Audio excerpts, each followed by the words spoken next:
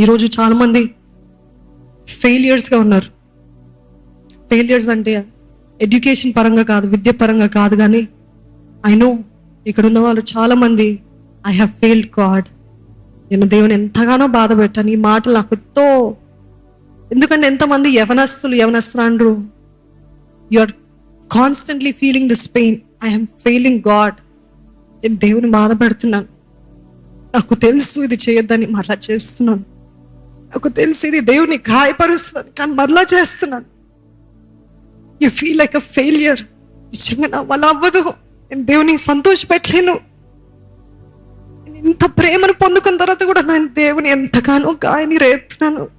ఈ ఫెయిలియర్ తోటి దేవుని సన్నిధిలో ఉన్నారేమో, కానీ నిజముగా మీరు పశ్చాత్తాపడినట్లయితే, మీరు ఆయన సన్నిధిలో యథార్థంగా ఒప్పుకున్నట్లయితే దేవుని రెస్టరేషన్, దేవుడు తిరిగి కట్టేది అతి శీఘ్రముగా వస్తుందండి.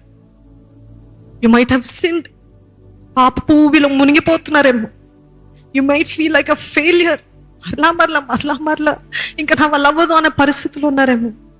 కానీ దేవుని సన్నిధిలో మరలా ఆయనను వేడుకున్నట్లయితే దేవుడు ఆశ్చర్యకారాన్ని జరిగిస్తున్నాడు. ఎంతో భారంగా ఉందండి.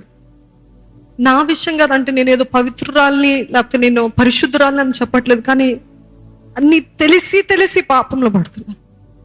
అపవాది పాపం అనే యుద్ధము మీ ముందు పెట్టినప్పుడు ఆ పాపం అనే యుద్ధంలో మరలా ఓడిపోతున్నారు. ఇది పోరాడి జయించు అని యేసుప్రభు అంత ఖచ్చితంగా చెప్తే, నన్ను బలపరచు అని అందు నేను సమస్తం చేయగలుగుతానని అంటారు ఇక్కడ. కానీ ఒంటరిగా ఏకాంతంగా ఉన్నప్పుడు, ఎవరు లేనప్పుడు, దేవుడికి ఇష్టలుగా ఉన్నారు, అప్పుడు దేవుని తగినట్టుగా జీవిస్తున్నారా, పరిశుద్ధంగా జీవిస్తున్నారా? I you losing battles against sin? Failure లాగా అనిపిస్తుందేమో. అవును, నేను పోరాడలేకపోతున్నాను, ఇక్కడ ఉన్నంత వరకు బాగుంటుంది, ఇక్కడ ఉన్నంత వరకు జయిస్తాను. కానీ I'm telling you today in the name of Jesus, if you really repent, నిజంగా విరిగి నలిగిన హృదయముతో, దేవా నాకు నువ్వు సహాయం చేయి, ఈ పాపపు బంధకము నన్ను విడిపించినట్లయితే ఆయన రక్షణ కార్యం అతి శీఘ్రముగా వెంటనే మీ జీవితంలో అనుగ్రహించబడుతుందండి. ఎప్పుడైతే నిజంగా ఆయన సన్నిధిలో పశ్చాత్తాపడతారో, miracle after miracles he will do. అద్భుతాలు వెంబడి అద్భుతాలు చేస్తాడు, ఆశ్చర్యాలు వెంబడి ఆశ్చర్యాలు చేస్తాడు, గొప్ప కార్యాలు చేస్తాడు, మహిమ నుండి అధిక మహిమలోకి నడిపిస్తాడు.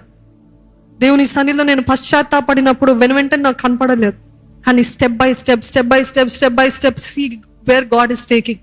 He will not take you down, he will only take you up when your genuinely broken in his presence.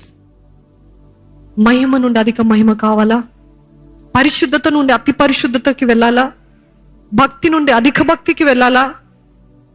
దేవుని సన్నిధిలో విరిగి నలిగిన హృదయముతో మనము పశ్చాత్తాపడినట్లయితే దేవుడు మిమ్మల్ని హెచ్చించకుండా ఉండలేడు.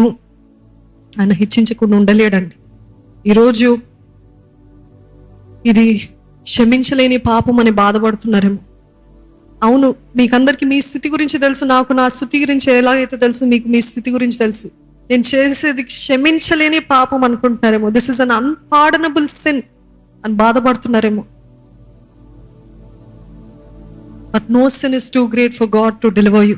He has already paid the price. ఆయన ఆల్రెడీ సిలువలో ఆ వెలని చెల్లించాడు. తన విలువైన రక్తము మీ కొరకు కార్చాడు. కాబట్టి ఆ రక్తంలో ఉన్న శక్తి మనము వేడుకున్నట్లయితే నిశ్చయముగా దేవుడు మనల్ని హిమము కంటే తెల్లగా చేస్తాడండి. ఈరోజు ఎటువంటి క్షమించలేని పాపములో మీరు ఉన్నారు అని మీరు అనుకుంటున్నప్పటికీ, నేను ఒక ఫెయిలియర్ని అని మీరు అనుకుంటున్నారేమో. ఎంతటి ఫెయిలియర్స్ అయినా దేవుడు మీ జీవితాన్ని కట్టినప్పుడు అది అందరికీ ఆశ్చర్యకరంగా ఉండేటట్లు దేవుడు మిమ్మల్ని చేయబోతున్నాడు. హల్లెలూయా. తృణీకరింపబడిన రాయి ఏమవుతుందంట? మూలకు తలరాయిగా చేస్తాడండి. మూలకు తలరాయిగా చేస్తాడు.